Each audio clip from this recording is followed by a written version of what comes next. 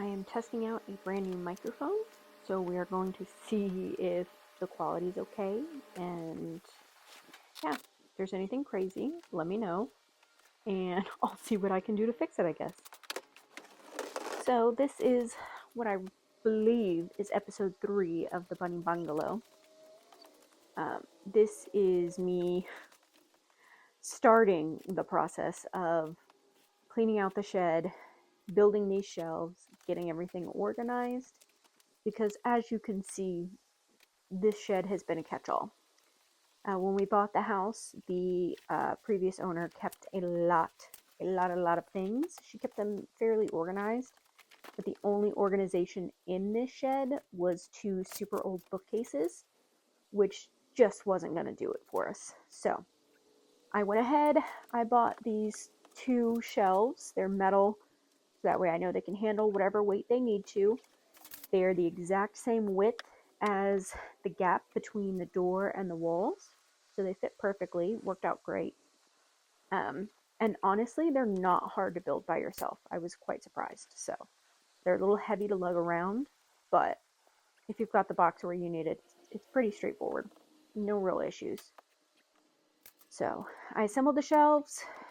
I assembled the first shelf, and then I got things moved over from the bookcases onto that new shelf. Then built the new shelf, got the bookcases out, and I actually had a friend come up over and pick them up, so I didn't have to worry about figuring out what to do with them or getting rid of them or whatever. So that was a nice plus.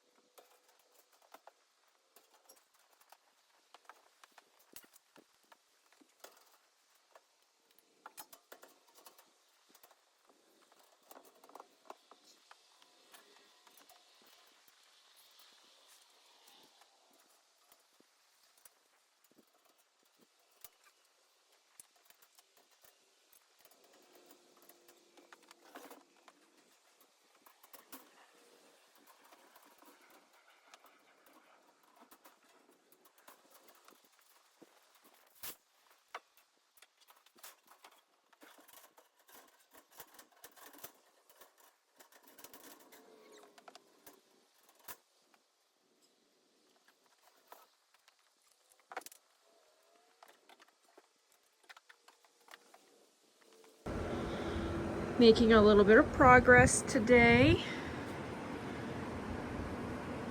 We've got both shelves up, bookcases out.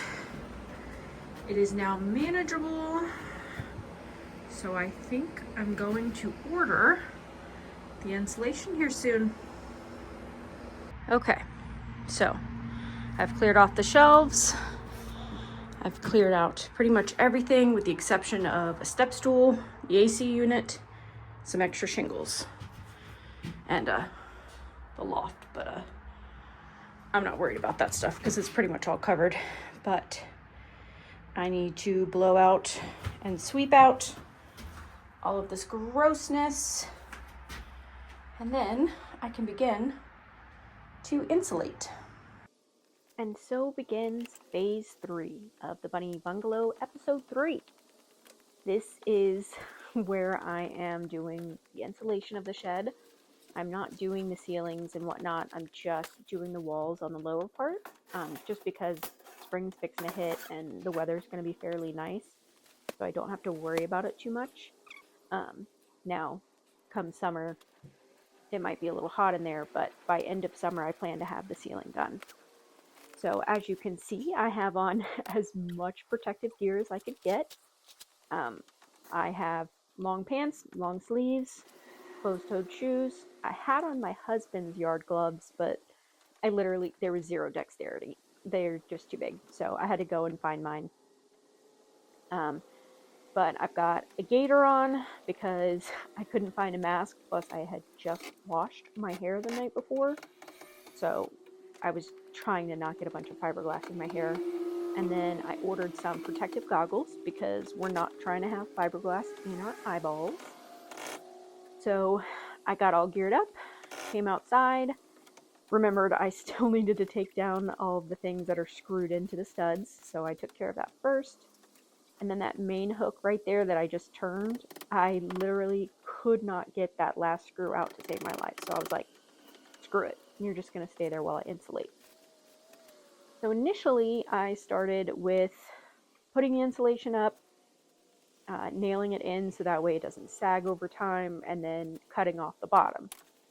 But you will see, I quickly realized that that is not very efficient, and I was trying to make sure I got this done in time to take my dog to the groomers and while my son was out of the house, because he'll be 4 in April and I'm not trying to argue with him and keep him away from this.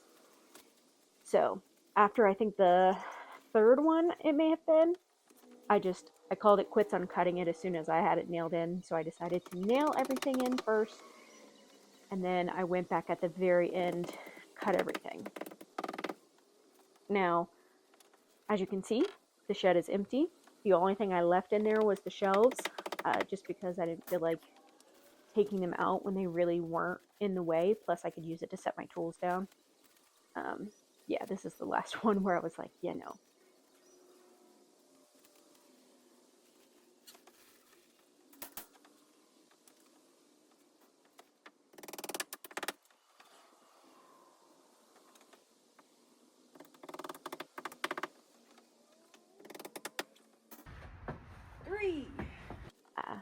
I will say, make sure you have a fresh blade on your box cutter, because the box cutter I had was dull, about as dull as it gets. So towards the end, I ended up just slicing the facing of the insulation and then tearing it by hand, because I was just so done fighting with it.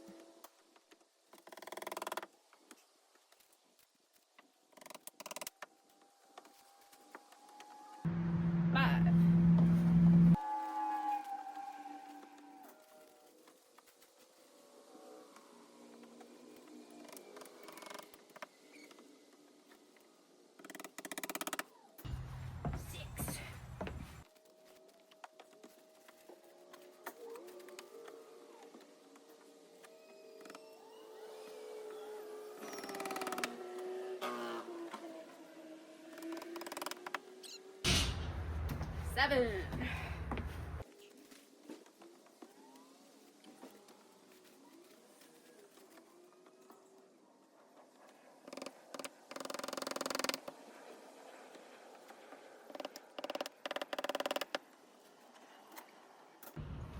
8.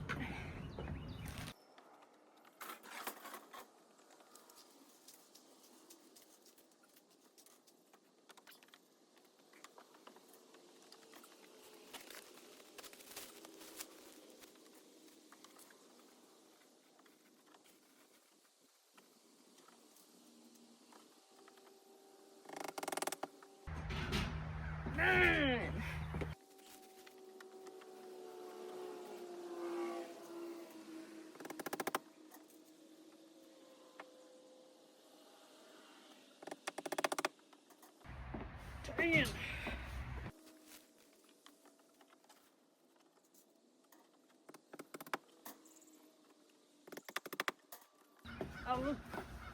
11.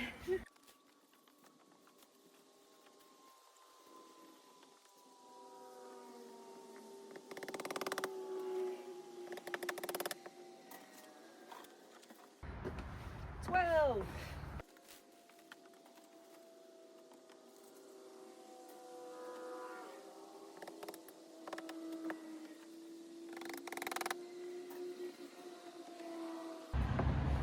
13.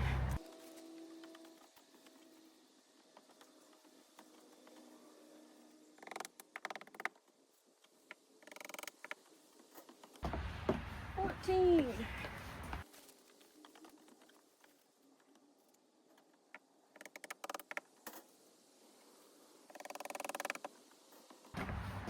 15.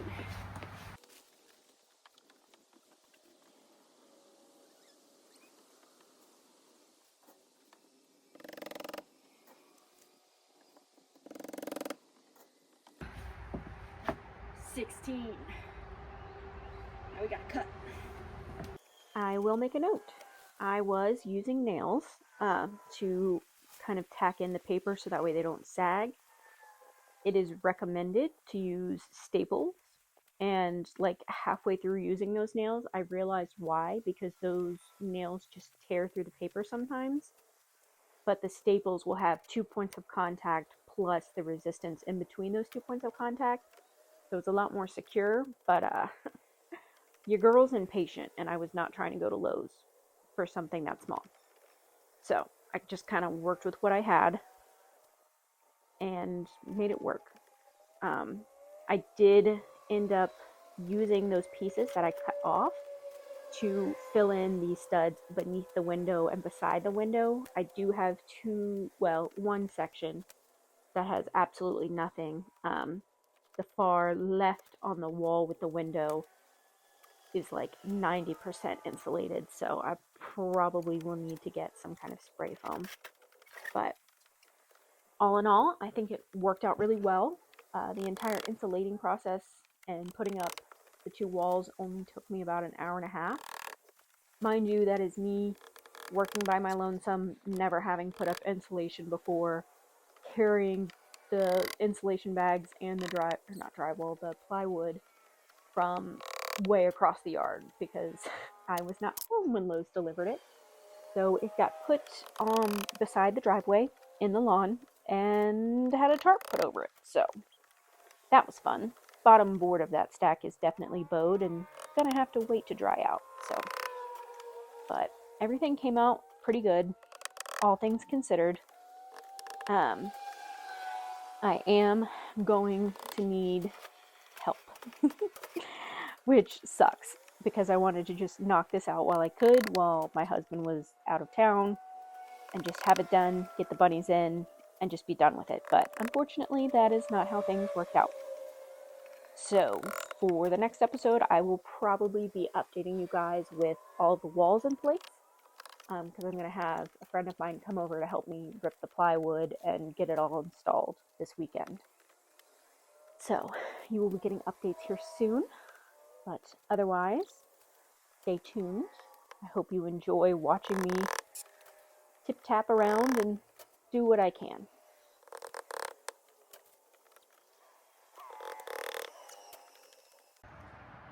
Insulation's in. Now I need to go grab the plywood and basically put the walls up.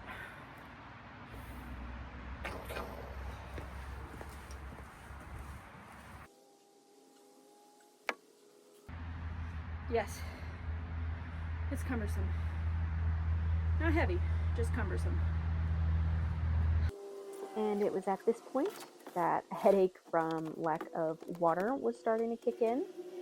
And then you will see where I start to get pretty frustrated with this plywood. The drill that I had, first off, I didn't have the right bit. I didn't realize that they were star-headed screws, so I had to go back to the garage to get that. And while I was there, I grabbed my other impact drill, as well as some drill bits, so I could basically do pilot holes, because the screws that I had were not going through the plywood easily. So I had to make those pilot holes. But you know, first world problems, I guess. But I will say having two different drills was really nice, just because I could keep the drill bit in the regular drill and then have the screw bit in the impact drill, and then that way I could just go back and forth.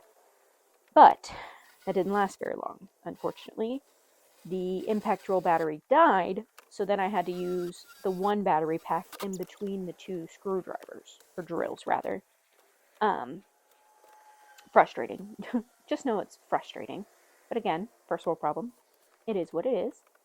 I also, every time I finished putting a screw in, if I wasn't paying attention or tilted the drill down, the drill bit head would fall out.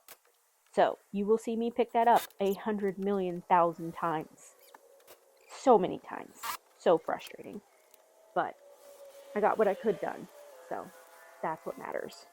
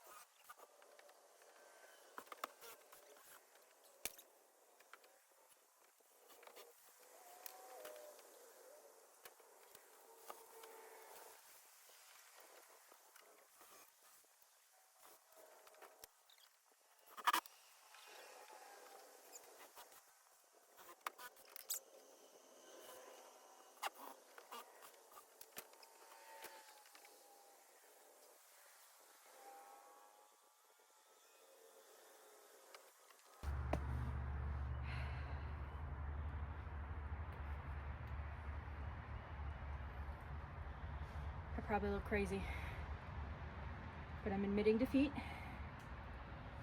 I need to do some saw work, and it's very detailed saw work. So I'm gonna have to wait, and I don't like waiting. So that's where we're gonna end today. I'll keep you posted on the rest. Okay, bye!